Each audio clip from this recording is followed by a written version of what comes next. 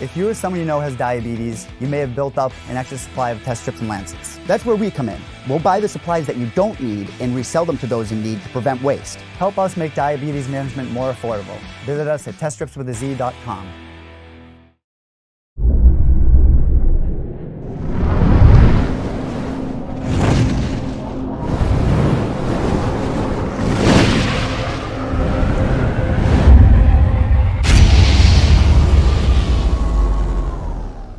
All right, joining me right now, back in action on February 15th. It's the Friday night event, ladies and gentlemen. Bellator 215. Of course, Bellator going back-to-back right here in New England at Mohegan Sun. And our guest right now is going to take on Mike Kimbel, who has been surging as of late. And this man will look to put a stop to that in a little over 2 weeks from right now. John Douma is here. How are you, John?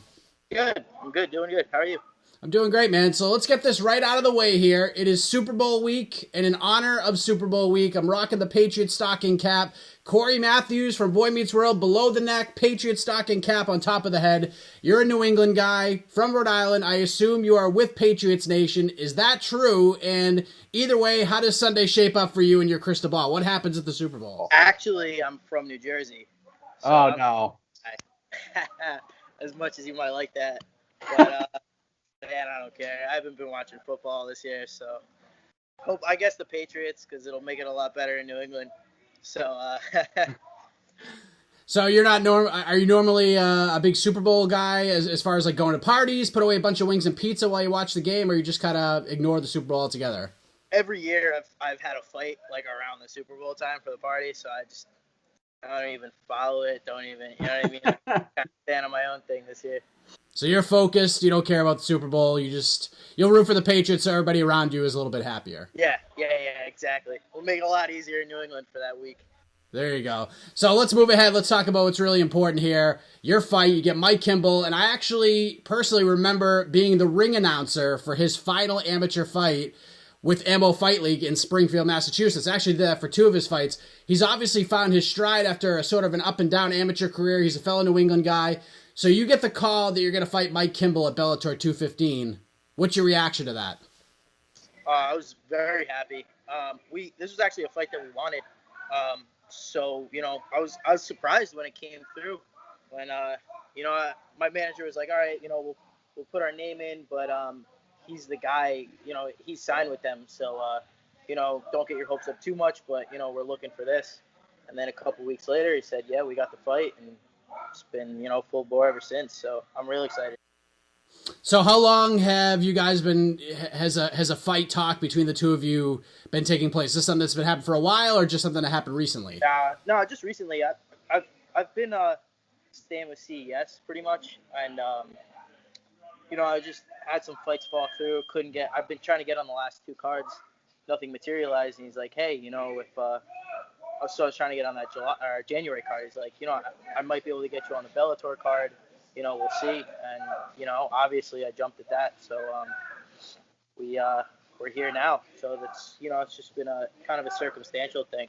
But here we go, man. So, like you said, you spent your entire pro career fighting for CES, 3-1 as a professional. CES now on Fight Pass, was on Access TV for a while, so a pretty big platform for you to perform on. And now you get to fight for Bellator, and not on the prelims like a lot of the local fighters will get the opportunity, but it'll be on the prelims. Not a lot of people can see it, but you get the main card treatment for this one. So this is a big opportunity for you. A lot of extra eyes on you. How excited does that get you? Yeah, man, real excited.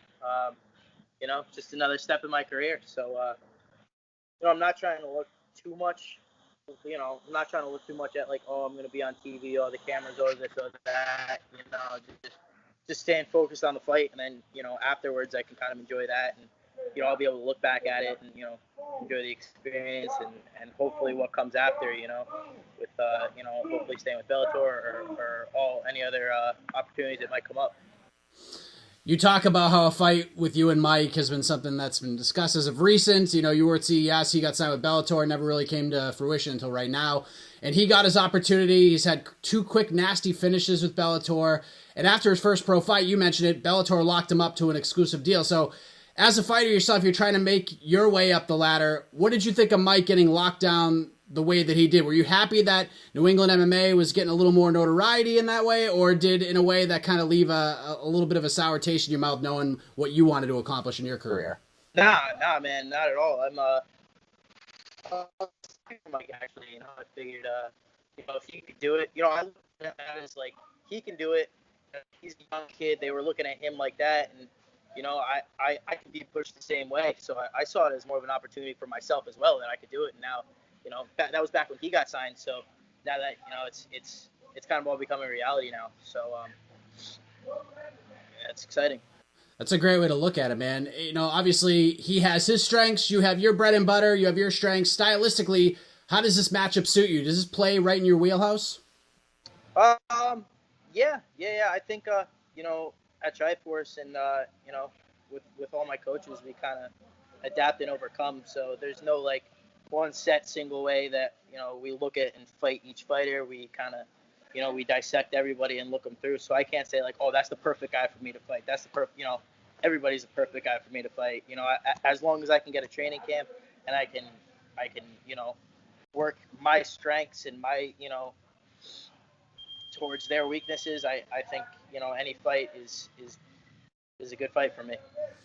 So you're over at Triforce MMA, and you're part of just a loaded team over there. You got, Greg Ribello, fellow Bruins fan. He's over there. Of course, you got Nate Andrews. We saw him do his thing once again last weekend for CES. I mean, how important is it for you? You're an up-and-coming guy as a pro trying to make your way. How important is it for you to have these guys in the gym working with you on a daily basis, guys who have been in big spots, big fights? How beneficial is that for you? Yeah, man, it's great. I mean, I've been here from the beginning, so there's always been kind of like when you're here and when you're fighting for this team, it's always been kind of a higher standard that you're placed under. So it's awesome. It's awesome to be first, training with them, and then I got to throw a big shout out to the guys at Lozon's too. I've been getting a lot of work with them over there, on Saturdays, but yeah, it's just been it's been great, having them help me out and kind of taking me under their wing and showing me the way. So feels good to be like that next level of guys coming up from this school. We're a little over 2 weeks away from this fight. Some guys, I've talked to so many fighters, some like to visualize the finish. Some like to see it all play out from start to finish. Others, they don't do that. They feel it out. They take what they can get as it comes to them in the fight. So have you really allowed yourself to visualize how this plays out, or is that not really your style? I can't. I mean, you can't help it. This is something like you don't. As soon as that paper is signed, you don't stop thinking about it. So I try not to visualize and be like, oh, I'm going to do this, I'm going to do this, I'm going to do this, because it's that everything comes at you fast. But I'd like to tell you that I'm not visualizing it, but I am, man. I'm I think about it all the time. I think about how it might end, and what I might do in every position. So yeah, I think about it a lot. You mentioned how, being on TV, the cameras, the big spot doesn't really faze you at all, but obviously this is a big opportunity for you. Does this one feel different preparing for it? Does it feel a little bit bigger than any of the fights you've had before? Yeah. I mean, preparation is the same, but it's actually better this time because this has been the longest training camp I've had in my pro career. But I'm trying to make it all the same. I'm trying not to put too much pressure on it. I think a lot of fighters go crazy doing that. So just trying to, I have my schedule. My schedule I do through camp. So just sticking to that, taking every day, day by day, and that's it. Is there, and I hate asking this question, but it's a question that probably needs to be asked, knowing that it's Bellator and knowing that it's Mike Kimbel and you've seen how we pushed him. Is there a part of you that thinks that Bellator's putting you in this position as a way to kind of showcase Kimbel? I mean, it's a fight. Anything can happen. The organization does a great job of finding these young and up-and-coming fighters, trying to push them to the moon, and sometimes it doesn't work out the way they would like. Just look at Aaron Pico over the weekend. But I'm not saying this is what they're trying to do here, but is there a part of you that feels that way, a little quasi-bulletin board material? Maybe, I think they're just trying to push their guy and give him give him good fights. Maybe, maybe I am. I don't really like to think about that too much. If I am, I am. I know I'm not, and everybody that's in the know knows that, this is not going to be an easy fight for Kimbel. You know, it's this is you know, I if you know fighting, if you follow New England MMA, I have to be the favorite. You know, I mean, I've been in more wars, I have more wins, I have more fights.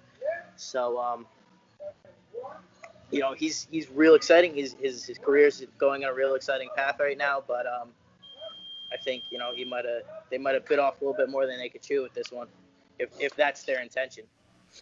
A win is obviously very important here. That's what you're focused on. But as fighters typically do, there's that little visionary piece that you guys and gals have where you never look past the date, you never look past the opponent. You would touch on it a little bit, but you start to see the potential green grass ahead, if you know what I mean. With the win over Mike Kimbel, one would imagine the phone's going to ring a little bit more opportunities could arise. So, perfect world scenario, you beat Mike Kimbel on February 15th. What do you want to happen next? Yeah, I'd like to just, hopefully stay with Bellator, get a bunch more fights. I'd, love to quit my job and just focus on this. It's, this was the goal from the beginning. Was, once I started fighting, I was like, this is what I want to do. This is what I really want to make a career out of. I don't care if I'm in UFC, Bellator, PFL, doesn't matter. As long as I can make a living and just focus on fighting, and that's it. That's the dream for me. So I'm hoping for that. I'm hoping to make a career out of this after this fight. So what else do you do besides fighting? What's the other job you have? I'm a diesel mechanic on we do like commercial fishing boats mostly, but we do tugboats and stuff. But it's all big marine diesels. All right, so you're at least getting a little strength and conditioning in, I'm sure. While you're at your job, right? Yeah. Sometimes a little more than I'd like. It's before we wrap up here, and I'm only asking you to say what's on your mind here and kind of speak from the heart. I'm not asking you to talk trash or cut a promo. It's not really my style, but what's the message for Mike Kimbel, for all the fans who's going to be at Mohegan Sun Arena, watching it on TV on February 15th? What's the message for everyone getting ready for this fight?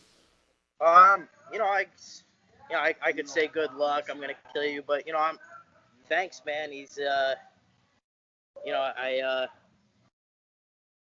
there's a lot of fighters in this position that wouldn't have taken this fight.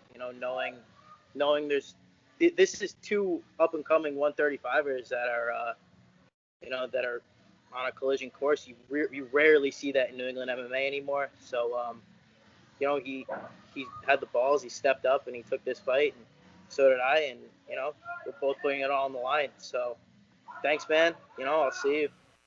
You get me nice and fired up for this one. We're here with John Douma. He's going to take on Mike Kimbel. Main card fight, Bellator 215 on 215. How about that? That's a little kismet for you, ladies and gentlemen. John, before you get out of here, let everyone know where to find and follow you on the web, social media, any shout-outs, sponsors, anything else you want to get off your chest, please take the floor. Just you can follow me on Instagram at John Douma, Twitter at John Douma 145. Big shout-out to Triforce MMA, everybody there. This guy, Dion Rubio, watch out for him. He's coming up in the amateurs. Everybody at Lozon MMA, they help me out.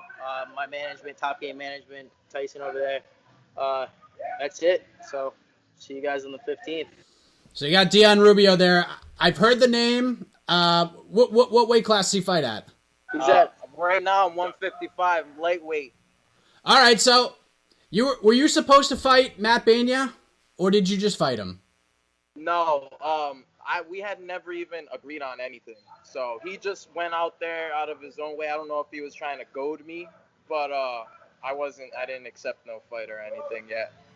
Okay, that was that for this past weekend's Cage Titans card? Was that the one? Yeah, it was, but nothing was ever agreed upon. My hand was a little messed up from the last fight. I'm not gonna jump into a championship fight with a messed up hand. So I'll assume you still want that fight. That's a fight that's on your radar right now. I know Matt Bienia pretty well. I know him very well. He trains at a gym out in the Berkshires where I used to live. I just moved down to Cape Cod, so you might as well. What do you want to say to Matt right now? Oh, we'll just get it going when we agree upon something together. Then we'll really get it going. When do you foresee this happening? Like, do you have a timetable on when you'd like to get back in there? The next fight, my hand's already better. I'm already getting back in there. I'm giving John Douma rounds, trying to get him ready along with everybody else. so he walks out victorious. There you go, man. Luck, good skill. All right, so a little cameo from Dion Rubio. Thanks, John. All the best to you on February 15th. And Dion, we're looking forward to seeing you back in there as well. All right, thanks, man.